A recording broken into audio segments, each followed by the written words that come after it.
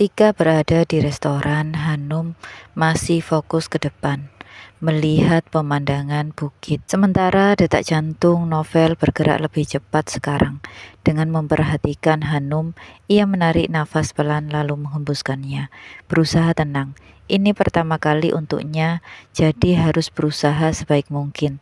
Terlebih lagi mengingat Hanum adalah gadis yang tidak gampangan. Hanum, lihat aku, pintanya kemudian mengeluarkan sebuah kotak berwarna merah dan memperlihatkannya kepada Hanum.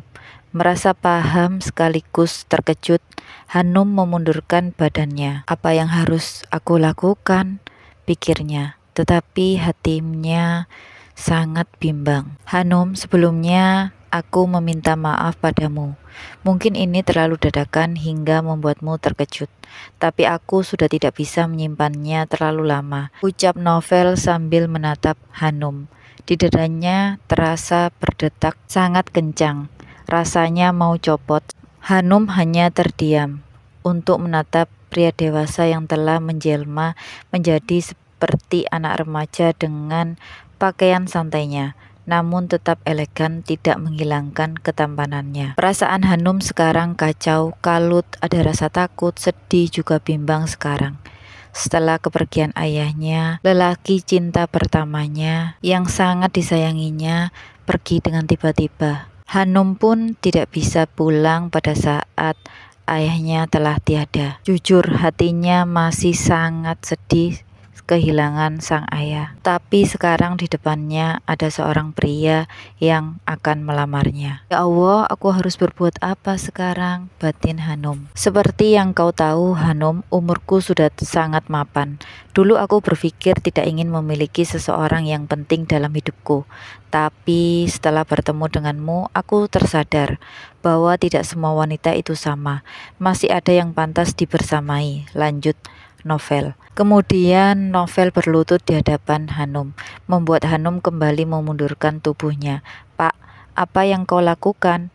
Kumohon berdirilah. Tidak pantas seperti ini. Aku bukan siapa-siapa, apalagi memiliki derajat terpandang atau setara dengan Anda, sehingga harus bersimpuh seperti itu di hadapanku, ucap Hanum cemas. Akan tetapi Novel tidak mendengar perkataan Hanum. Ia tetap pada posisinya berlutut. Maukah kau berkenalan dulu denganku? Sampai waktunya tiba, kita akan menikah, ajak Novel membuka kotak di tangannya. Hanum sudah berkaca-kaca.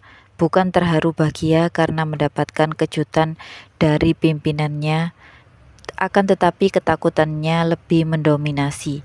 Apalagi baru saja tadi siang ia berduka kehilangan sang ayah. Dan sekarang apa ini? Seakan-akan semesta sedang mempermainkannya. Ambil gelang ini jika kau setuju. Jika tidak, kau tahu sendiri apa yang akan kau lakukan. Ada sedikit perasaan kasihan melihat pria tampan bersimpuh di depannya, tetapi hatinya masih bimbang. Rasa trauma pengalaman sebelumnya belum sepenuhnya hilang. Kuburan ayahnya juga belum kering. Haruskah dirinya menerima ajakan Novel? Dan apakah Tuhan sengaja mengirimnya untuk menggantikan sosok ayahnya yang baru saja tiada? Semua pertanyaan itu menjadi membingungkan untuknya. Terimalah Hanum, apa kamu tidak kasihan melihat kakakku seperti itu di hadapanmu? Sedikit saja cobalah buka hati untuknya, ucap Dimas yang duduk di kursi makan sejak tadi memperhatikan drama di hadapannya. Pak, sebelumnya maaf, tapi aku harus menceritakan ini padamu. Hanum menelan ludahnya secara kasar sejenak, kemudian melanjutkannya. Dulu aku pernah terlibat dengan dua orang pria. Pria pertama, kami pernah hampir menikah, tidak berpacaran, hanya status bertunangan. Ia memintaku pada kedua orang tuaku secara baik-baik, tapi pada akhirnya ia juga membuangku dengan cara tidak sopan. Kemudian di tahun selanjutnya, aku bertemu pria kedua. Dia juga melakukan hal yang sama. Bedanya, ia meminta tidak melalui kepada orang tuaku, melainkan langsung padaku.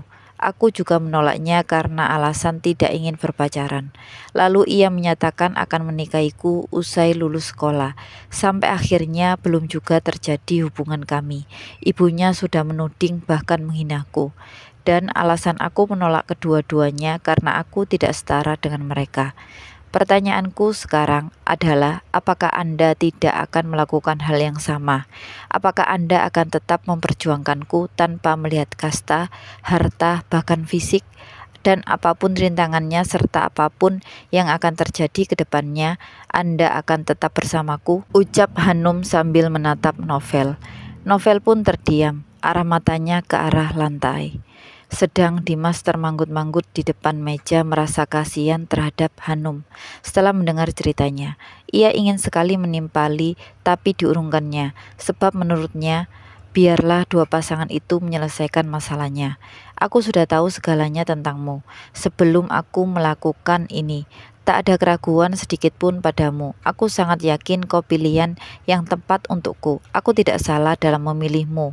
Hanum menatapnya, tanya. Dari mana Anda tahu dan siapa yang memberitahu Anda? Apakah orang kaya seberkuasa itu? Batin Hanum dalam hati. Beri jawabanmu sekarang Hanum. Ambil gelang itu dan katakan ya jika kau mau. Jika tidak, buang pemberiannya. Ucap tegas Dimas. Sudah kasihan melihat kakak sepupunya berlutut seperti itu.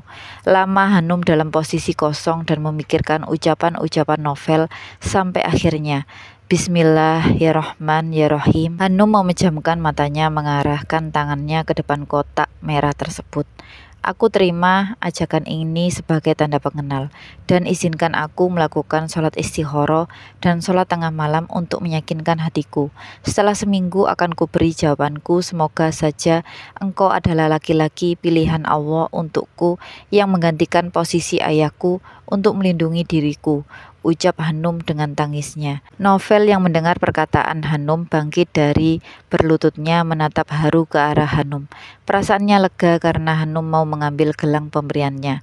Namun juga takut Hanum tidak memberikan jawaban yang memuaskan. Jangan menangis, aku tidak akan memaksamu jika kau tidak mau meskipun aku mau. Goda Novel berusaha menghibur Hanum sejak tadi masih menangis. Maaf, Hanum berlalu ke toilet tidak bisa menahan sesaknya lagi. Di dalam sana ia menangis sejadi-jadinya, bukan karena terpaksanya ia menerima gelang Novel karena ingin mencoba, melainkan kalimatnya yang menyatakan Novel akan menjadi pengganti ayahnya. Benarkah itu akan terjadi atau ia akan mengalami nasib yang sama seperti masa lalunya? Kekhawatirannya semakin dalam. Ya Allah, kutitipkan segalanya kepadamu. Apapun yang terjadi dalam hidupku, semua atas kehendak-Mu. Jikapun aku bersamanya nanti, tolong lindungi aku. Jangan sampai aku larut di dalamnya dan melakukan hal-hal yang tidak Engkau ridhoi seperti yang dialami oleh teman-temanku. Teringat dulu Hanum selalu mendengar cerita teman-temannya yang menyatakan pernah sangat mempercayai laki-laki sampai melakukan hal bodoh yang berujung pada penyesalan karena laki-lakinya tak ingin bertanggung jawab dan menyalahkannya saja seorang. Sejatinya tidak ada cinta dan kebahagiaan yang sebenarnya diucapkan lelaki. Jika kamu belum melaksanakan ijab kabul, semua hanya nafsu akan merusak otak, hati, dan dirimu. Usai dengan kesedihannya, Hanum keluar kembali dengan malu-malu melihat pria yang mengajaknya ke hubungan serius tadi. Sedangkan Novel sama, perasaan di hatinya belum berhenti berbunga-bunga meskipun belum mendapatkan jawaban pasti dari gadis pujaan hatinya. Duduklah di sini, Novel memberikannya sebuah kursi bersebelahan dengannya. Hanum yang diperlakukan seperti itu semakin merasa malu.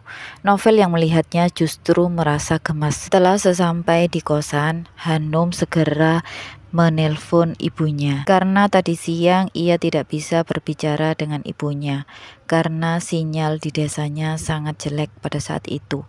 Mungkin malam ini bisa menelpon ibunya, pikirnya. Karena berkali-kali mencoba tetapi tidak ada jawaban dari ibunya. Sinyalnya mungkin sangat susah di sana sekarang, batinnya. Sebaiknya aku mengirimkan pesan saja pada ibu. Ibu, Hanum akan segera pulang. Ibu dan adik jaga kesehatan ya. Jangan terlalu memikirkan ayah. ayah sudah tenang di sana. Ayah sudah tidak merasakan sakit lagi, Bu. Ibu yang sabar ya, kita harus ikhlas melewati semua ini.